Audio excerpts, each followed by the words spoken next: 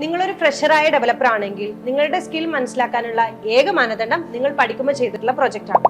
So project oriented ആയി പഠിക്കുക എന്നുള്ളത് വളരെ ഇമ്പോർട്ടന്റ് ആയിട്ടുള്ള കാര്യമാണ്. അത്തരത്തിൽ റിയൽ ടൈം യൂസ് ഉള്ള ഒരു പ്രൊജക്റ്റ് ആണ് കണ്ണൂർ ജിടെക്കിലെ പൈത്തൺ സ്റ്റുഡന്റ് ആയ പ്രിവൽ ചെയ്തിട്ടുള്ളത്. ഹായ്, എൻ്റെ പേര് പ്രിവൽ. ഞാൻ കണ്ണൂർ ജിടെക്കിൽ പൈത്തൺ പ്രോഗ്രാമിംഗ് കോഴ്സ് പഠിച്ചുകൊണ്ടിരിക്കുന്ന സ്റ്റുഡൻ്റ് ആണ്. എൻ്റെ പ്രോജക്റ്റിൻ്റെ പേര് traffic sign detection using YOLO weight എന്നാണ്.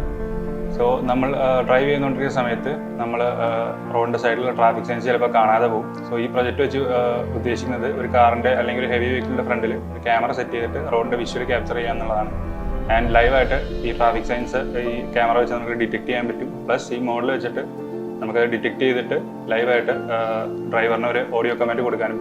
സോ എൻ്റെ പ്രൊജക്ട് റൺ ചെയ്ത് കാണിക്കാൻ വേണ്ടിയിട്ട് നമുക്കിവിടെ കാറിൻ്റെ ഡാഷ് ക്യാമറയ്ക്ക് പകരം എൻ്റെ ലാപ്ടോപ്പിൻ്റെ വെബ് ക്യാമറയിലേക്ക് ട്രാഫിക് സൈൻസ് കാണിച്ചു നോക്കാം. അപ്പോൾ ആദ്യം നമുക്ക് സ്റ്റോപ്പ് എന്ന് പറഞ്ഞൊരു ട്രാഫിക് സൈൻ കാണിച്ചു നോക്കാം.